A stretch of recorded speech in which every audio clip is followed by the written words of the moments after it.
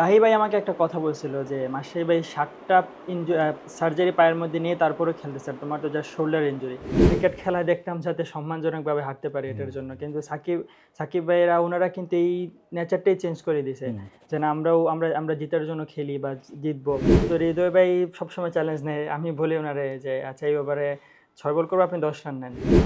তানজিম হাসান সাকিবের সঙ্গে আরেক পর্ব, এই পর্বে আমরা মূলত বাংলাদেশের যে সিনিয়র ক্রিকেটাররা মাশরাফি সাকিবরা তাদের নিয়ে সাকিবের মূল্যায়নটা আমি শুনবো। আমার একটা ধারণা আছে, যতদূর শুনেছি সে সাকিবরে কিছু জায়গায় ফলো করে, মাশরাফিরে কিছু জায়গায় ফলো করে। তো আমরা আমাদের 5 সিনিয়র ক্রিকেটার সম্পর্কে খুব দ্রুত একটু সাকিবের কাছ থেকে মূল্যায়ন শুনবো। সাকিব, আমি যতদূর জানি আপনি মাশরাফির বেশ ভক্ত, তার সঙ্গে সিলেট টিমে একসঙ্গে খেলছেন। তো এবং তার ইনজুরি নিয়েও লম্বা সময় খেলে যাওয়া, এগুলো নিয়ে আপনার এক ধরনের আছে, মুগ্ধতা আছে। তো মাশরাফি সম্পর্কে আপনার মূল্যায়নটা যদি একটু বলেন। মাশরাফি ভাই ইজ এ ফাইটার আমার কাছে, এবং উনি ন্যাশনাল টিমে খেলছে অনেকগুলো সার্জারি নিয়ে। তো আহ, একবার আমার শোল্ডারে ইনজুরি হয়েছিল, এবং আমি ওইটা নিয়ে প্রায় 1-1.5 বছরের মতো সাফার করছি। 1-1.5 বছরের মতো কমতেছিল না। তখন রাহি ভাই আমাকে একটা কথা বলছিল যে মাশরাফি ভাই 7টা সার্জারি পায়ের মধ্যে নিয়ে তারপরে খেলতেছে, আর তোমার তো যা শোল্ডার ইনজুরি। তো ওই দিন আমার মানে মেন্টালিটি এক ধরনের চেঞ্জ হয়ে গেছিলো। তারপরের থেকে আমি আর পেনকে কখনো পেন হিসেবে দেখতাম না।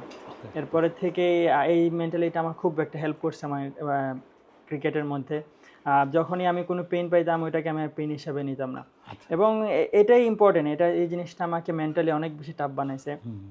এবং এটা বলবো আমি, এটা মাশরাফি ভাইয়ের এই ওনার জন্য আমি বলবো এই পরিবর্তনটা আসছে আমার আচ্ছা, মধ্যে। মাশরাফির সঙ্গে তো আপনি এক টিমে খেলছেন, যদিও বিপিএল খেলছেন।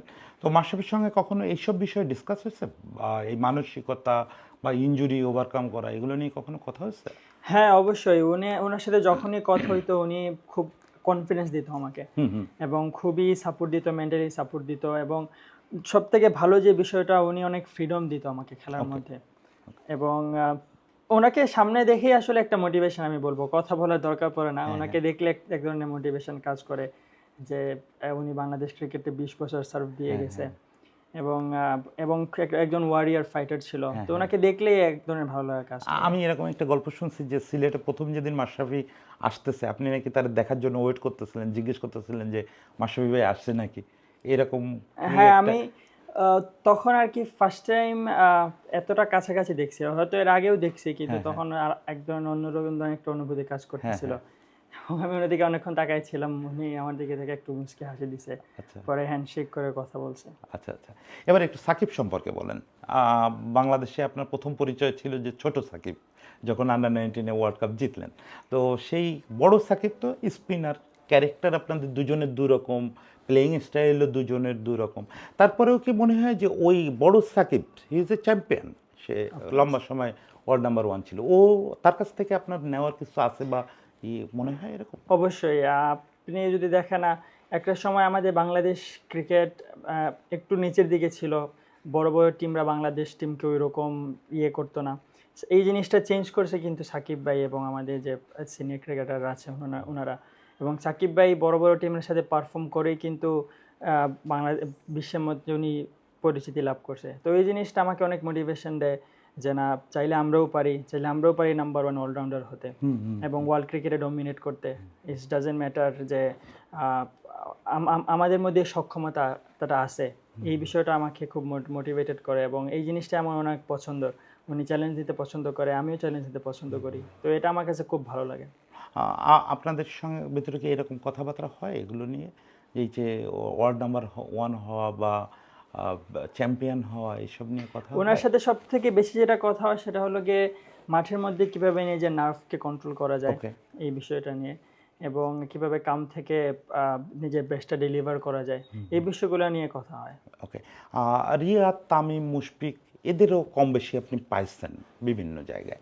তো ওভারঅল একটা ব্যাপার হয় যে একটা জেনারেশন যখন চেঞ্জ হয়ে যায়, ওরা তো এখন শেষের দিকে সবাই, তখন মনে হয় যে না, ওরা তেমন কিছু করে নাই। আপনার এমনি মূল্যায়ন কি, যে এই যে ব্যাচটা, এরা আসলে বাংলাদেশের ক্রিকেটকে কতটা কি দিচ্ছে? এটাই সমস্যা আসলে, আমাদের দেশের মানুষ আমরা খুব তাড়াতাড়ি অতীত ভুলে যাই, বর্তমানকে দিয়ে সব কিছু জাজ করি।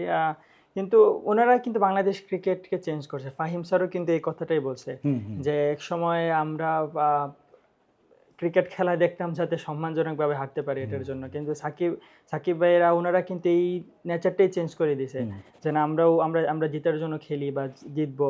তো এই কালচারটা কিন্তু ওনারা নিয়ে এসছে আমাদের ক্রিকেটে। সো আমি মনে করি এটা অনেক বড় প্রাপ্তি আমাদের জন্য, ওনারা এই কালচারটা নিয়ে আসছে। হয়তো ভবিষ্যতে আমরা আরো আগাবো ইনশাল্লাহ, কিন্তু এটা স্টার্টটা ওনারাই করে দিছে। So it's a huge achievement আমি বলবো। বাংলাদেশের যদি সব প্লেয়ার মিলায় বলি, সিনিয়র জুনিয়র, আপনার সবচেয়ে পছন্দের খেলোয়াড় কে বাংলাদেশে? অবশ্যই সাকিব ভাই, তারপরে তাহিদ হৃদয়। তাহিদ হৃদয়, এই কথাটা একটু জানতে চাচ্ছিলাম। তাহিদ হৃদয়কে নিয়ে কি আপনি বল করে খুব মজা পান? জি, তাহিদ হৃদয় ভাই তো চ্যালেঞ্জ নিতে পছন্দ করে, যারাই চ্যালেঞ্জ নিতে পছন্দ করে আমি তাদের সাথে খুব এনজয় করে বোলিং করি, ব্যাটিং করি। তো হৃদয় ভাই সবসময় চ্যালেঞ্জ নেয়, আমি বলি ওনারে যে আচ্ছা এই ওভারে 6 বল করবো, আপনি 10 রান নেন, আচ্ছা, বা 6 মারেন। সো এটা খুব এনজয় করি এটার মধ্যে। ওকে। তো একটা জিনিস আমরা মোটামুটি দেখলাম যে সাকিব শুধু তারুণ্যের প্রতীক তা না, সাকিব জানেন যে শেকড়টা কোথায়, এই দেশের ক্রিকেটটা কিভাবে বড় হয়ে উঠছে, কিভাবে আমরা জিততে শিখলাম, সেটা আমাদের কারা শিখাইছে, তাদের প্রতি তার একটা হিউজ রেসপেক্ট আছে। এই জিনিসটাকে আমি খুব স্যালুট জানাই। সাকিবের সঙ্গে এই পর্বটা হয়তো একটু ছোট হলো, এরপরে আমরা আরেকটু বড় পর্ব করব। আজকে আমরা শেষ করছি তৌহিদ হৃদয়কে দিয়ে, আমরা একটু সাকিবের কাছে আন্ডার 19 ওয়ার্ল্ড কাপের এবং ওই টিমমেটদের কথা শুনতে চাইবো। আজকে এখানে বিদায়।